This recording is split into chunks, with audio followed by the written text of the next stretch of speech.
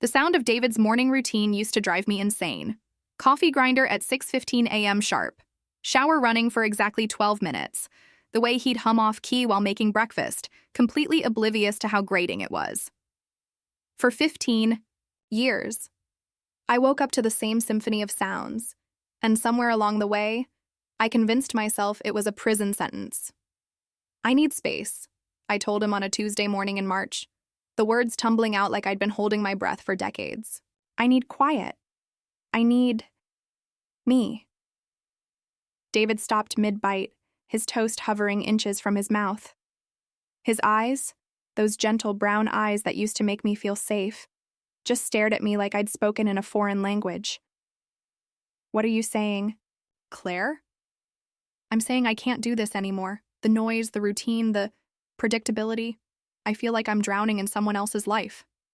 He set his toast down carefully, like it might shatter. "Someone else's life? This is our life. We built this together." "No," I said, surprised by how steady my voice sounded. "You built a life, and I just existed in it." The silence that followed was different from the comfortable quiet we used to share. This was sharp, painful, the kind of silence that cuts. "So, what are you saying?" he asked again, softer this time. "I'm saying I need to leave. I need to find out who I am when I'm not half of something else." David nodded slowly, like he was processing information that didn't compute. "Okay," he said finally, "if that's what you need. No fight, no begging, no dramatic declarations of love. Just, okay." I should have been relieved. Instead, something cold settled in my chest. Within 2 weeks, I'd found a studio apartment across town. Clean, minimalist, quiet. David helped me move, carrying boxes without complaint, assembling my new IKEA furniture without the jokes he usually made about Swedish instructions. "You sure about this?" he asked as he handed me the last box. "I'm sure," I lied. He kissed my forehead, a gesture so familiar it made my throat tight, and walked away. I watched him drive off in our old Honda, the one with the dent in the passenger door from when I'd backed into Mrs. Peterson's mailbox 3 years ago. The first night alone was everything I thought I wanted. Pure silence. No humming, no coffee grinding, no David asking if I'd seen his reading glasses for the 100th time. Just me, a bottle of wine, and the sound of my own breathing. I felt free. For about a week. By month 2, the silence had teeth. It gnawed at me when I woke up to an empty apartment. It followed me to work, where I found myself checking my phone for texts that never came. David used to send me random pictures throughout the day.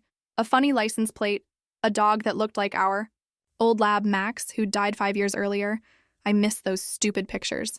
By month 3, I realized I'd traded David's gentle chaos for something much worse. The deafening quiet of my own loneliness. But I was stubborn. I'd made this choice, demanded this space, convinced everyone, including myself, that I needed to find myself. How could I admit that what I'd found was just empty? I threw myself into the single life with determination that bordered on desperation. Yoga classes, book clubs, wine tastings. I bought plants and killed them. I tried meditation apps and dating apps with equal lack of success. "You're glowing," my sister Emma said over coffee one Saturday. "This whole independence thing really suits you." I smiled and nodded, even though I'd cried myself to sleep the night before because I'd burned dinner and had no one to laugh about it with. The worst part? David was fine. Better than fine, actually. I heard it through Emma first. She'd run into him at the grocery store, and he'd seemed lighter, happier. He'd joined a hiking group, started taking cooking classes, even bought new clothes. "He's really embracing the bachelor life," she said, not catching the way my smile faltered. "Good for him, right? You both deserve to be happy." "Right, happy."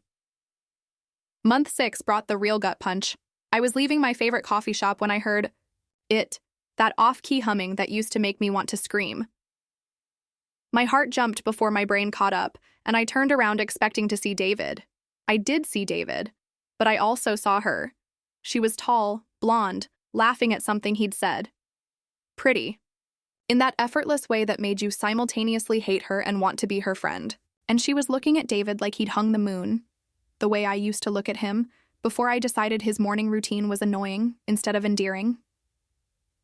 They were holding hands. I ducked behind a parked car like a teenager, my heart hammering against my ribs. This was good, I told myself. This meant David was moving on. This meant my decision to leave had been right for both of us. So why did it feel like someone had reached into my chest and squeezed? I watched them walk into the coffee shop together, still holding hands, still laughing. David opened the door for her, the same way he used to open doors for me, the same way he'd opened doors for me even on the day I left. I sat in my car for 20 minutes, ugly crying into my steering wheel like a lunatic. That night I called Emma. I saw David today, I said without preamble. Oh? How's he doing? He's with someone. Silence on the other end. Then, oh, honey. It's fine, I said quickly. It's good. I wanted him to be happy.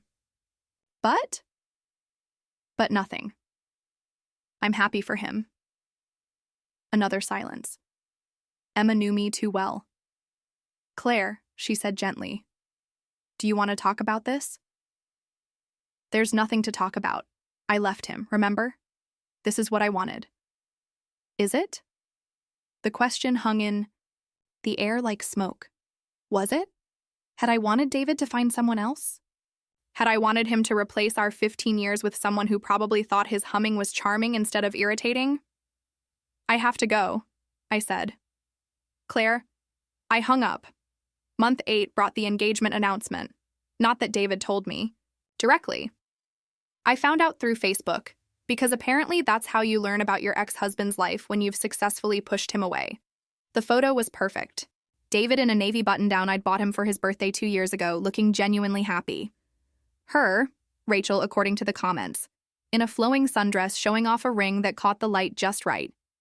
The caption was simple. She said yes. Can't wait to start this next chapter. 47 people had liked it, including my sister. I stared at that photo until my eyes burned. David looked content. More than content.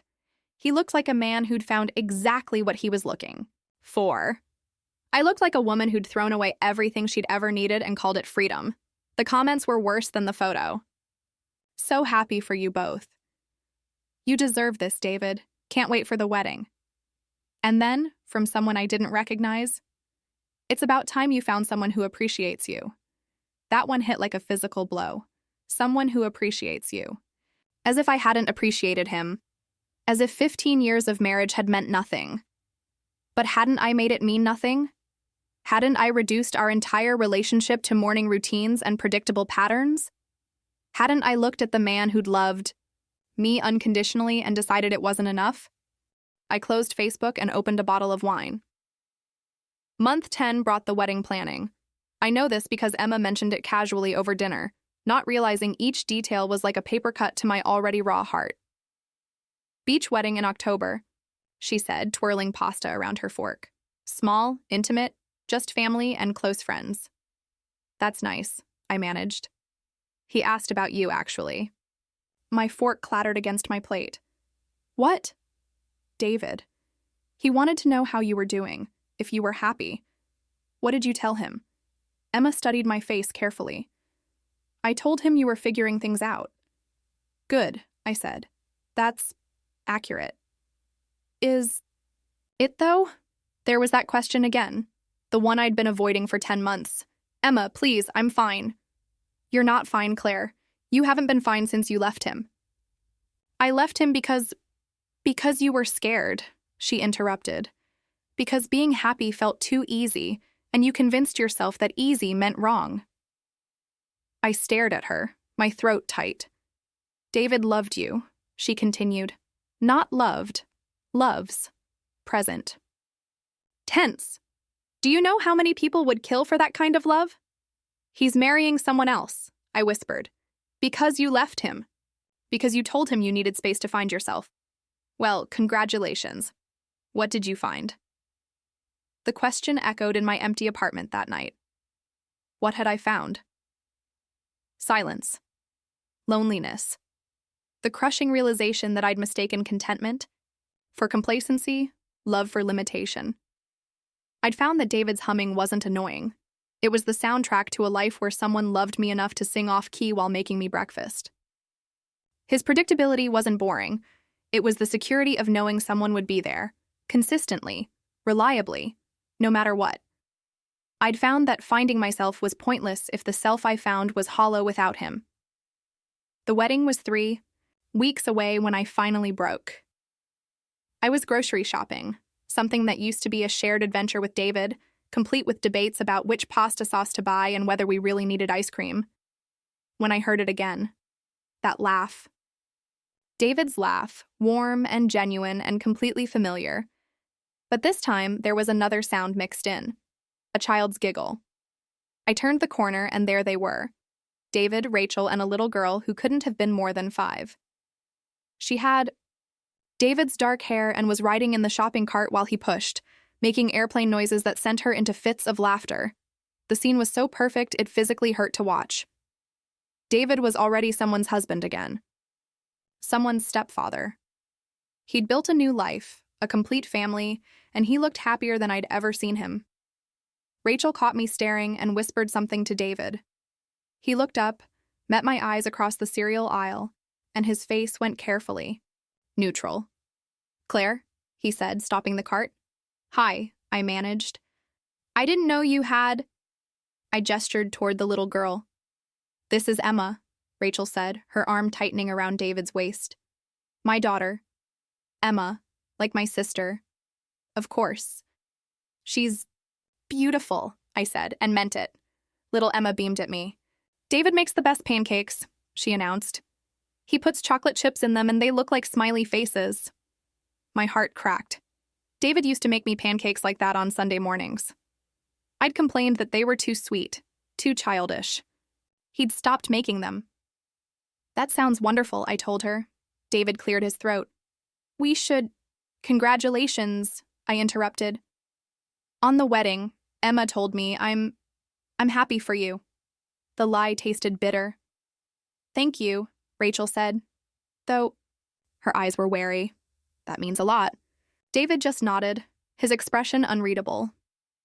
I stood there for another awkward moment, watching this perfect little family, before mumbling something about being late and practically running out of the store. I made it to my car before the sobs. Hit 15 years. 15 years of marriage. And it had taken me less than 1 year of freedom to realize I'd thrown away the best thing that ever happened to me. David had loved me with the kind of steady, reliable love that movies don't make. Because it's not dramatic enough. He'd loved me through bad haircuts and worse moods, through my mother's cancer scare and my father's drinking problem.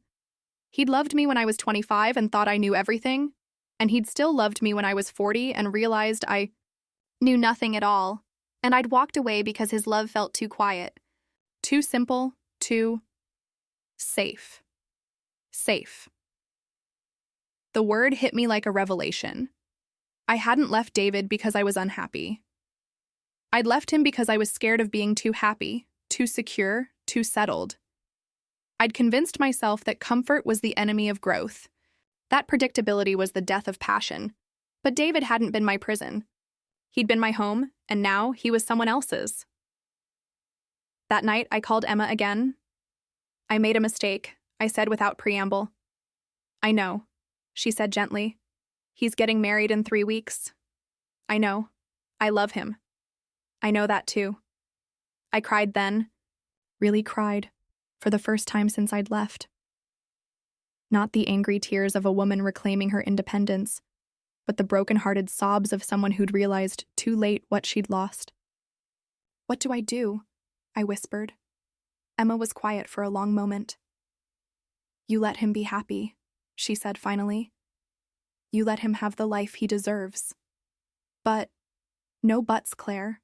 You made your choice. You wanted space. You wanted to find yourself. You wanted freedom. You got all of that, but you can't have it both ways." She was right. Of course she was right, but knowing she was right didn't make it hurt less. The wedding was on a Saturday in October. I know because I drove by the beach where it was happening, like some pathetic stalker in a romantic comedy. I didn't stop. Didn't get out. Just drove past and saw the white chairs set up in rows, the arch decorated with flowers, the small group of people gathered to celebrate love. David's love. For someone who wasn't me. I went home and deleted his number from my phone. Unfriended him on Facebook.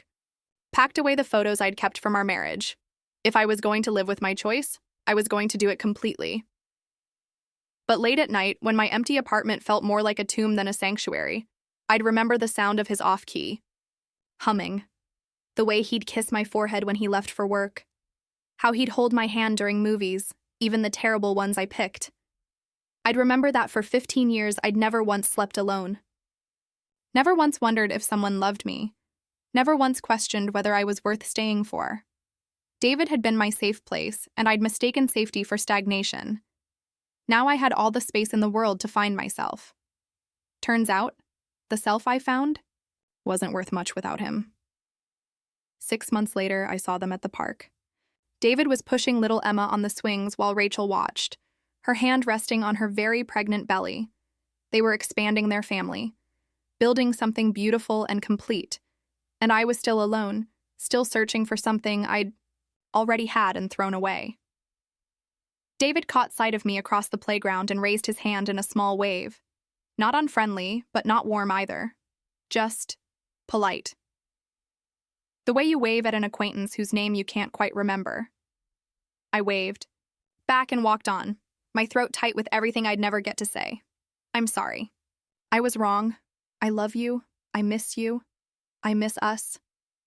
But those words belong to a different story now. One where I'd been brave enough to fight for love instead of running from it. Some nights I still hear his laugh in my dreams. But when I wake up, there's only silence. The kind of silence I thought I wanted. The kind that's not peace at all. Just the echo of everything I let slip away.